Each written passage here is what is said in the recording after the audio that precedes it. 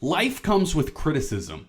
It comes with doubts. But what makes someone truly great is how they respond to it. Do you just lay down and accept what people are saying about you and accept the negativity? Or do you respond in a big way and say, that is not who I am. Let me prove to you what I'm capable of. Today, James Harden and Donovan Mitchell came through in a massive way. James Harden is his 17th season in the NBA and has been criticized for a long time for his playoff performances. And it's something that I have got on here over and over and over again and said it's overstated his playoff struggles.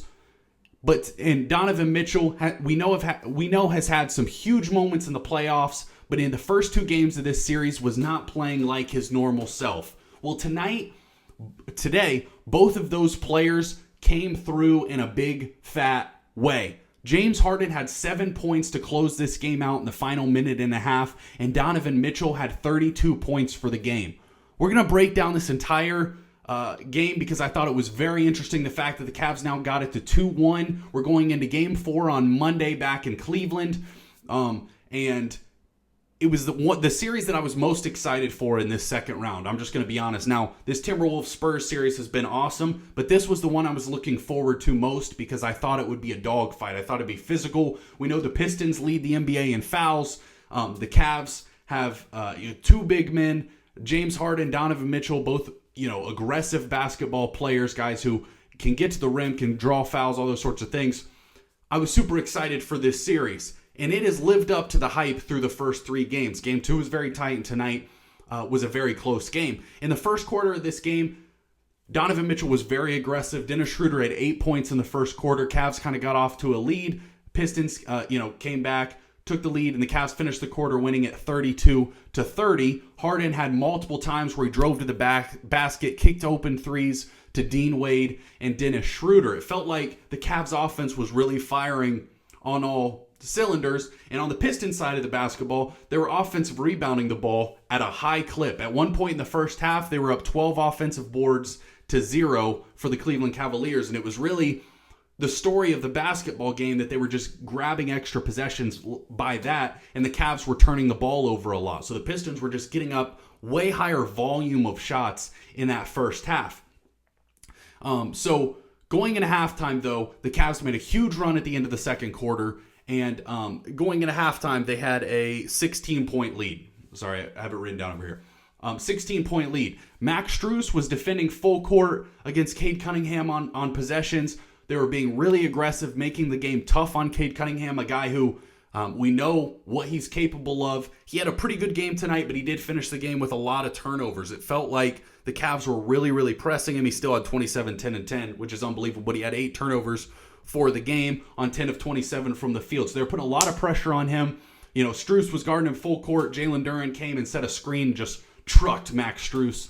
Strus fell to the ground, but Duren got the offensive foul. It just was a play that in particular stood out to me. We started the third quarter, and throughout that quarter, the Pistons were dominating the basketball game. The Cavs got up to a 17-point lead at one point, and the Pistons were absolutely putting the pedal to the metal, trying to steal game 3 from the Cavs. And what you know is when a team has a lot of pressure on them, in particular the Cavs, 1, with the criticism and everything they've heard, and 2, you're down 2-0. If you lose game 3, you feel like the series is over. So we have to perform and win this basketball game. So if the Pistons are able to get this game close, you feel like they have the advantage in the fourth quarter just because of, some of the stress and the pressure that's going to be on the Cavs. And at the end of the third quarter, the Cavs went on a little 9-0 run with about 2 minutes left in the third quarter. They went on a 9-0 run, and it felt like, okay, Cavs have kind of settled the ship. Tobias Harris goes down, hits a two-pointer where there's a foul on it as well. So a 3-point play by Tobias Harris, and then Jalen Tyson throws one of the worst inbound passes you've ever seen for an easy bucket for the Pistons for a quick 5-0 run to finish out that quarter, and all this momentum that the Cavs had just gained. You feel like, all right, now it's gone, and the Cavs only have a 2-point lead going into the fourth quarter. And again, all the pressure is on Cleveland at that point because, it all comes down to this. You lose this quarter, your series is probably over, and your team probably has to be rebuilt, reset, all that criticism that you've heard about Donovan Mitchell, James Harden, all of it feels like it's amplified by a ton if you lose this series in 4 games or 5 games. So it was so important that the Cavs perform in that fourth quarter, and that is absolutely what they did. One of the things that I love is the way that Donovan Mitchell gets to the basket. And there's been a lot of conversation about Donovan Mitchell saying that he doesn't get a lot of foul calls, doesn't get a lot of free throws in these playoffs in particular. He's been really low in free throw attempts. And yes, that's very true. But the thing about Donovan Mitchell is I think he really drives to the basket with the intention of scoring the basketball. And what I mean by that is there are players in the NBA that when they drive to the basket, their goal is not to score. It's to draw the foul. It's to draw the contact. A guy like SGA, sometimes we see it out of guys like Jalen Brunson. And, I'm not trying to be overly critical of those guys, but Donovan Mitchell, he's got this, his little Euro step where he sweeps the basketball over the top to avoid contact, and his footwork in the paint, being able to score and get those easy buckets is really impressive. And I'm complimenting Mitchell here. I want you to understand that. I'm complimenting the way that he's able to avoid contact to get to the basket, but he doesn't flop and flail and force contact like a lot of guards do in the NBA. And I think sometimes that's part of the reason that Donovan Mitchell doesn't get some of those calls that we see other guards get. Late, as we go through the beginning of the fourth quarter, it's a back and forth game. Cavs got to a point where they got 3 straight turnovers on the Detroit Pistons with about 3 minutes left in the game. Cade Cunningham was trying an inbound pass. Max Strus jumped up and stole it. I don't know that I've ever seen that, but it was an unbelievable steal by Max Strus. He went down and got the layup. Next possession down. Cade Cunningham turns the ball over again. Cavs score. Next possession down. Another turnover for the Detroit Pistons. And I've gotten a lot of flack because I've actually been a guy who's really believed in this Cavs team this year because one of the criticisms of the Cleveland Cavalier team is how are they going to be able to perform on the defensive end of the basketball court? We know they have a lot of offensive talent, especially Harden, Mitchell, guys like that, but how are they going to be able to defend? I've always said that defense is playoff defense. The most important thing is to be able to get stops situationally. In the big moments, can you find a way to get a steal, to force a tough shot, to force a turnover or a block? And that's what I think the Cavs are able to do that we saw in this game, that even though they might not be the number 1 defensive team in the entire NBA, when it matters most, their defense is good enough to let that offense take over. And it took over because James Harden, with a minute 30 left, dribble, step back, 2-pointer, bang, knocks it in. Next possession down the court, minute left. James Harden, dribble, floater, bucket. Good. 4 straight points. Pistons go down. I think Cade might have dunked. That might be the play that Cade got a pretty sick poster dunk. James Harden comes back down. Dribble, step back 3, bang, 20 seconds left. James Harden scores 7 straight points for the Cleveland Cavaliers to put this game out of reach. The Cavs ended up winning 116-109.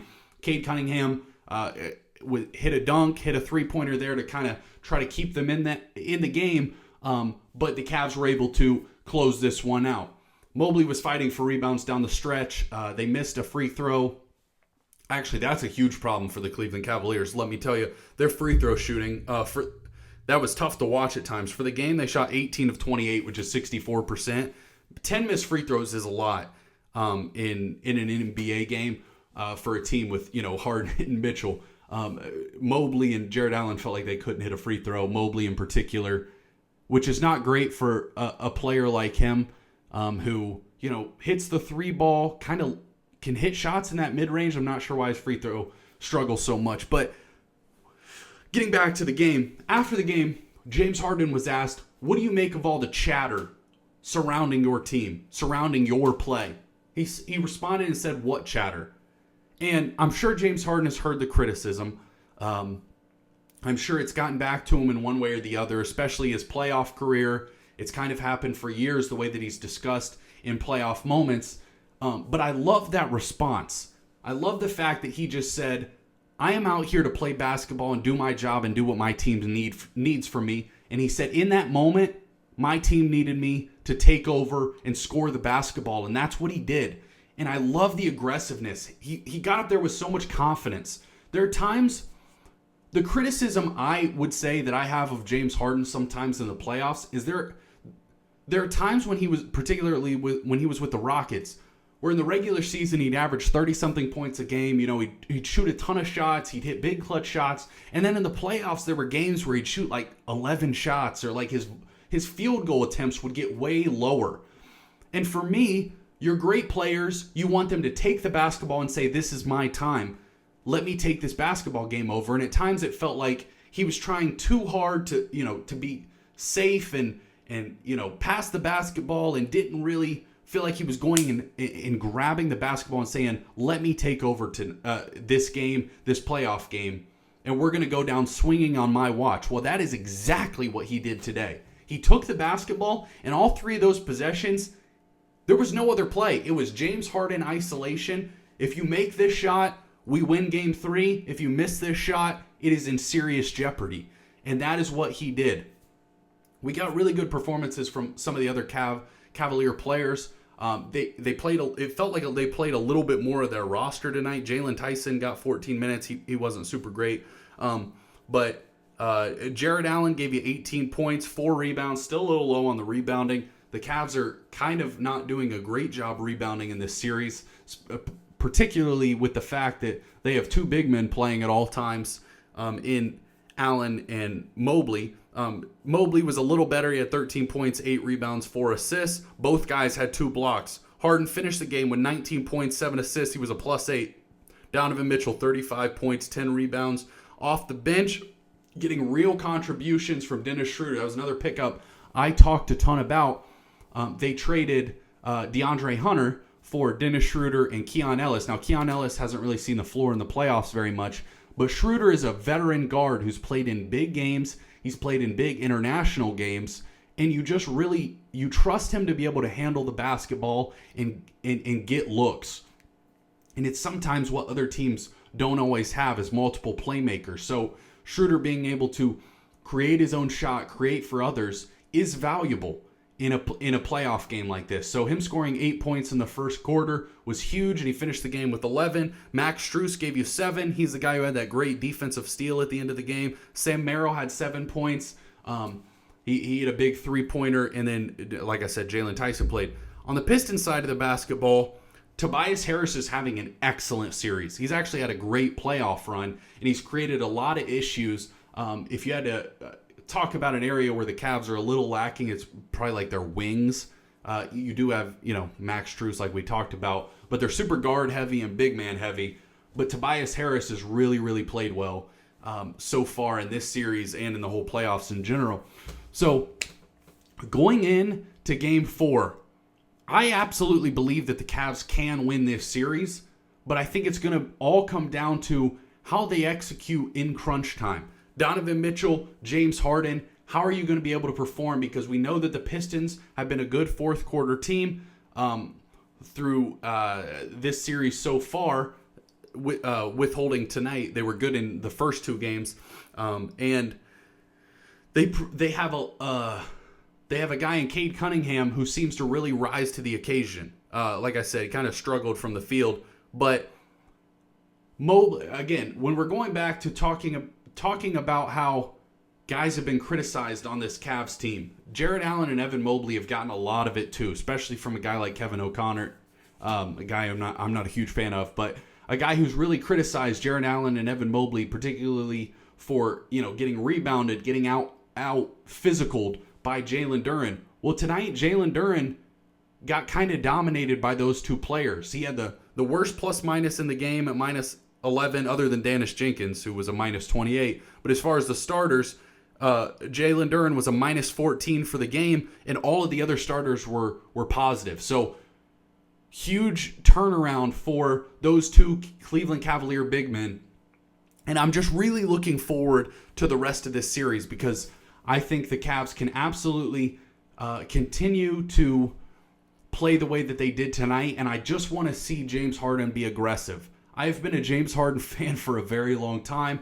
I loved watching him when he was with Houston, and It would just be so huge if he was able to help this team make a run to the NBA Finals. It would really shut up a lot of the haters, and he has the opportunity to do so in year 17 with Donovan Mitchell on his side, and that's what's great. You have the option. I talked about it all season long.